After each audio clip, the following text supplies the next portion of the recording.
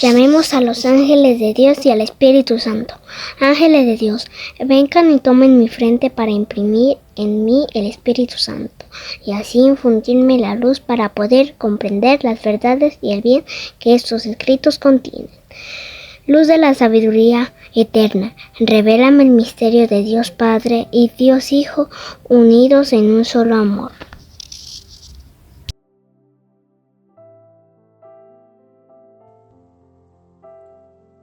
Judith, capítulo 1. El año 12 del reinado de Nabucodonosor, que reinó sobre los asirios en la gran ciudad de Nínive, Arfaxad, que reinaba en aquel tiempo sobre los medos en Ecbatana, rodeó esta ciudad con un muro de piedras de sillería que tenían 3 codos de anchura y 6 codos de longitud, dando al muro una altura de 70 codos y una anchura de 50. Alzó torres de 100 codos junto a las puertas, siendo la anchura de sus cimientos 60 codos. Las puertas se elevaban a 70 codos de altura, con una anchura de 40 codos, para permitir la salida de sus fuerzas y el desfile ordenado de la infantería. Por aquellos días el rey Nabucodonosor libró batallas contra el rey Arfaxad en la gran llanura que está en el territorio de Ragau. Se le unieron todos los habitantes de las montañas, todos los habitantes de Éufrates, de Tigres y del Isdaspes, y los de la llanura de Arioj, rey de Elam. Se congregaron, pues, muchos pueblos para combatir a los hijos de Jeleud. Envió además Nabucodonosor, rey de Asiria, mensajero a todos los habitantes de Persia y a todos los habitantes de Occidente, a los de Cilicia, Damasco, el Líbano y el Antilíbano, y a todos los que viven en el litoral, a todos los pueblos del Carmelo y Galaad, de la Galilea superior y de la gran llanura de Esdrelón, a todos los de Samaria y sus ciudades, a los del otro lado del Jordán, hasta Jerusalén, Batanea, Gelús, Cades, el río de Egipto, Tafnes, Remeses y toda la región de Gosén, y hasta más arriba de Tanis y Menfis, a todos los habitantes de Egipto, hasta los confines de Etiopía. Pero los moradores de toda aquella tierra despreciaron el mensaje de Nabucodonosor, rey de los asirios, y no quisieron ir con él a la guerra, pues le temían, sino que le consideraban un hombre sin apoyo. Así que despidieron a los mensajeros de vacío y afrentados. Nabucodonosor experimentó una gran cólera contra toda aquella tierra y juró por su trono y por su reino que tomaría venganza y pasaría a cuchillo a todo el territorio de Cilicia, Damasco y Siria, y a todos los habitantes de Moab, a los amonitas, a toda la Judea y a todos los de Egipto, y hasta los de los confines de los 2 mares. El año 17 libró batalla con su ejército contra el rey Arfaxad. Le derrotó en el combate, poniendo en fuga todas las fuerzas de Arfaxad, a toda su caballería y a todos sus carros. Se apoderó de sus ciudades, llegó hasta Ecbatana, ocupó sus torres, devastó sus calles y convirtió en afrenta su hermosura. Alcanzó a Arfaxad en las montañas de Ragau, lo atravesó con sus lanzas y le destruyó para siempre. Luego regresó con sus soldados y con una inmensa multitud de gente armada que se les había agregado, y se quedó allí con su ejército viviendo en la molicie durante 120 días.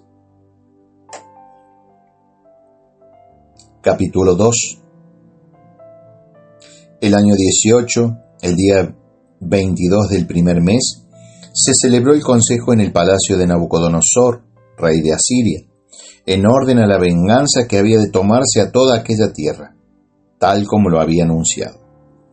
Convocó a todos sus ministros y a todos sus magnates y expuso ante ellos su secreto designio, decidiendo con su propia boca la total desgracia de aquella tierra. Y ellos sentenciaron que debía ser destruida toda carne que no había escuchado las palabras de su boca. Acabado el consejo, Nabucodonosor, rey de Asiria, llamó a Holofernes, jefe supremo del ejército y segundo suyo, y le dijo: Así dice el gran rey, señor de toda la tierra, parte de junto a mí, toma contigo hombres de valor probado, unos 120,000 infantes y una gran cantidad de caballos, con 12,000 jinetes. Marcha contra toda la tierra de Occidente, pues no escucharon las palabras de mi boca. Ordénales que pongan a tu disposición tierra y agua, porque partiré airado contra ellos, y cubriré toda la superficie de la tierra con los pies de mis soldados, a los que entregaré el país como botín. Sus heridos llenarán sus barrancos, sus ríos y torrentes, repletos todos de cadáveres, se desbordarán, y los deportaré hasta los confines de la tierra. Parte pues, y comienza por apoderarte de su territorio. Si se rinden a ti, resérvamelos para el día de su vergüenza, pero que no perdone tu ojo a los rebeldes. Entrégalos a la muerte y al saqueo en todo el país conquistado. Porque, por mi vida y por el poderío de mi reino, como lo he dicho, lo cumpliré por mi propia mano. Por tu parte, no traspases ni una sola de las órdenes de tu Señor, las cumplirás estrictamente, sin tardanza, tal como te lo he mandado. En saliendo Holofernes de la presencia de su Señor, convocó a todos los príncipes, jefes y capitanes del ejército asirio, y eligió a los hombres más selectos para la guerra, como lo había ordenado su Señor, unos 120,000 hombres, más 12,000 arqueros a caballo, y los puso en orden de combate, como se ordenó una multitud para la batalla. Tomó una gran cantidad de camellos, asnos y mulas para el bagaje e incontable número de ovejas, bueyes y cabras para el avituallamiento, provisiones abundantes para cada hombre y muchísimo oro y plata de la casa real. Se puso luego Holofernes en camino con todo su ejército para preceder al rey Nabucodonosor y para cubrir toda la superficie de la tierra de Occidente con sus carros, sus caballos y sus mejores infantes. Se les agregó una multitud tan numerosa como la langosta y como la arena de la tierra, que les seguiría en gran número, que no se podía calcular. Se alejaron de Nínive 3 jornadas de camino hasta la llanura de Bectilés y acamparon junto a Bectilés, cerca del monte que está a la izquierda de la Cilicia superior. Tomó todo su ejército, infantes, jinetes y carros, y partió de allí hacia la montaña. Desbarató a Put y Lud, devastó a todos los hijos de Rasís y a los hijos de Ismael, que están al borde del desierto, al sur de Geleón. Atravesó el Éufrates, recorrió Mesopotamia, arrasó todas las ciudades altas que dominan el torrente Abroná y llegó hasta el mar. Se apoderó del territorio de Cilicia y, derrotando a cuantos se le oponían, alcanzó la frontera de Cafet por el sur, frente a Arabia. Cercó a todos los madianitas, incendió sus tiendas y saqueó sus aduares. Descendió hacia la llanura de Damasco al tiempo de la siega del trigo, incendió todos sus cultivos, exterminó sus rebaños de ovejas y bueyes, saqueó sus ciudades y devastó sus campos y pasó a cuchillo a todos sus jóvenes. Temor y espanto de él cayó sobre todos los habitantes del litoral, los de Sidón y Tiro, los habitantes de Sur y Oquiná, los de Yamnia, Azoto y Escalón, temblaron hasta él.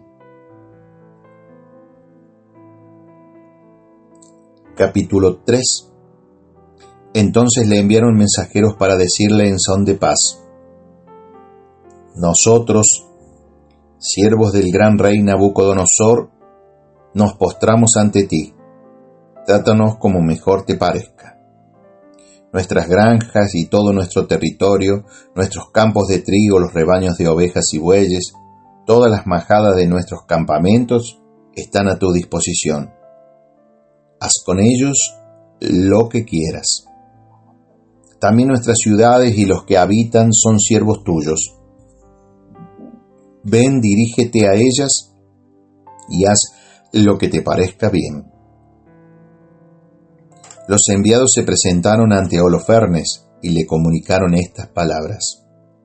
Entonces él bajó con todo su ejército al litoral, puso guarniciones en las ciudades altas y les tomó los mejores hombres en calidad de tropas auxiliares.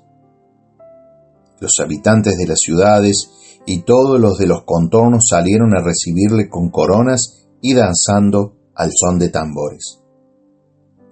Él saqueó sus santuarios y taló sus bosques sagrados, pues había recibido la orden de destruir todas las divinidades del país para que todas las gentes adorasen únicamente a Nabucodonosor, y todas las lenguas y todas las tribus le proclamasen Dios. Llegó después frente a Esdrelón, junto a Dotán, que está ante la gran sierra montañosa de Judea. Acamparon entre Geba y Escitópolis, y se detuvo allí un mes, haciendo acopio de provisiones para su ejército. Capítulo 4, del 1 al 7.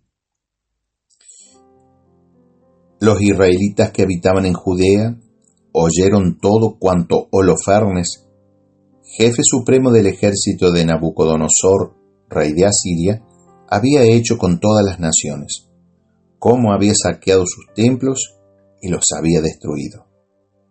Y tuvieron gran miedo ante él, temblando por la suerte de Jerusalén y por el templo del Señor su Dios. Pues hacía poco que se habían vuelto del destierro, y apenas si acababa de reunirse el pueblo de Judea y de ser consagrados el mobiliario, el altar y el templo profanados.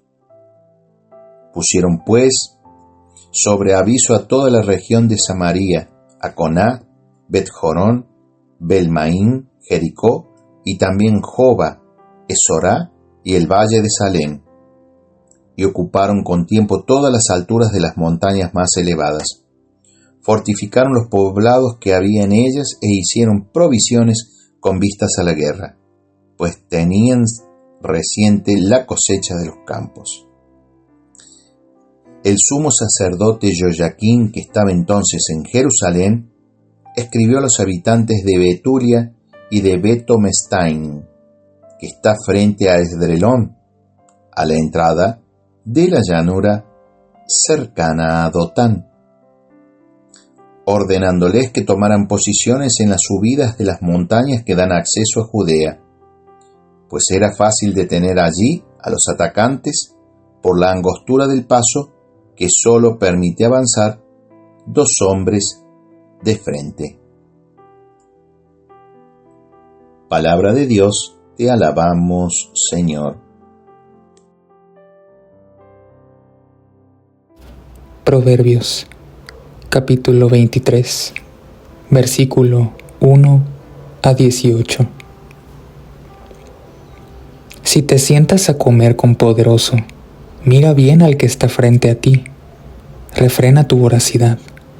Si tienes mucha hambre, no seas ansioso de sus exquisiteces, porque es comida engañosa. No te afanes por enriquecerte, Deja de preocuparte.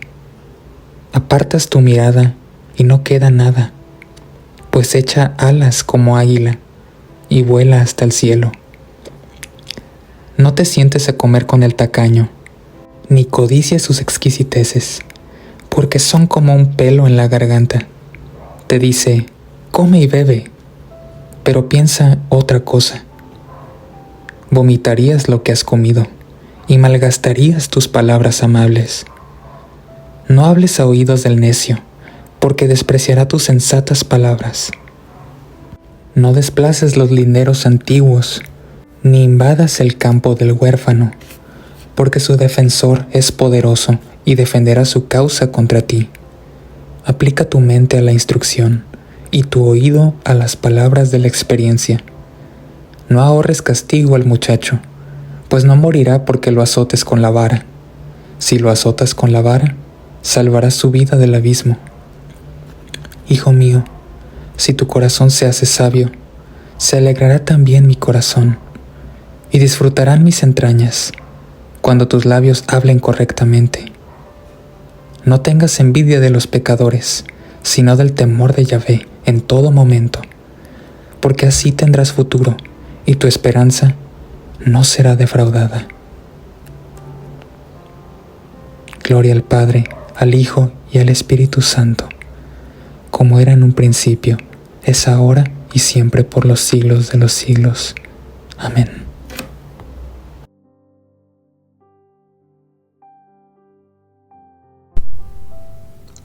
Romanos 3, 21, 31. La justicia de Dios por la fe. Revelación de la justicia de Dios. Pero ahora, independientemente de la ley, la justicia de Dios se ha manifestado, atestiguada por la ley y los profetas. Justicia de Dios por la fe en Jesucristo, para todos los que creen. Pues no hay diferencia. Todos pecaron y están privados de la gloria de Dios, y son justificados por el don de su gracia, en virtud de la redención realizada en Cristo Jesús, a quien exhibió Dios como instrumento de propiciación por su propia sangre, mediante la fe, para mostrar su justicia, habiendo pasado por alto los pecados cometidos anteriormente, en el tiempo de la paciencia de Dios, en orden a mostrar su justicia en el tiempo presente, para ser justo y justificador del que cree en Jesús. ¿Dónde está entonces el derecho a gloriarse? Queda eliminado. ¿Por qué ley? ¿Por la de las obras? No, por la ley de la fe, porque pensamos que el hombre es justificado por la fe, independientemente de las obras de la ley. ¿Acaso Dios lo es únicamente de los judíos y no también de los gentiles? Sí, por cierto, también de los gentiles, porque no hay más que un solo Dios que justificará a los circuncisos en virtud de la fe y a los incircuncisos por medio de la fe. Entonces, ¿por la fe privamos a la ley de su valor? De ningún modo, más bien la consolidamos. Palabra del Señor. Gloria a ti, Señor Jesús.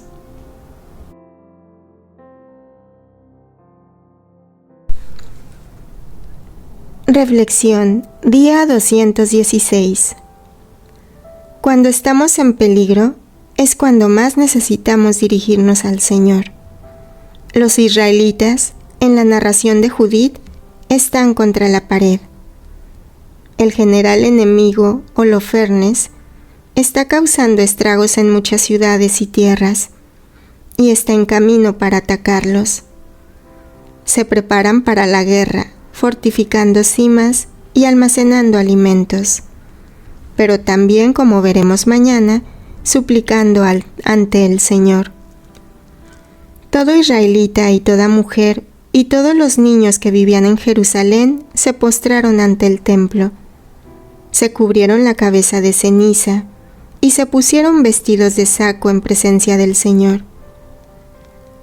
Van al Señor en su hora de necesidad, en la desesperación y el ayuno, y oye su oración. Nosotros también estamos desesperados, ya que todos han pecado y están privados de la gloria de Dios. Nuestra necesidad, entonces, es realmente enorme. En Cristo, somos justificados gratuitamente por su gracia. Recibimos nuestra salvación como un don. No ganamos nuestro camino al cielo. No podemos presumir, salvo en el Señor. Tómate unos momentos hoy para dar gracias por tu Salvador Jesucristo, que te salvó a costa de su propia sangre.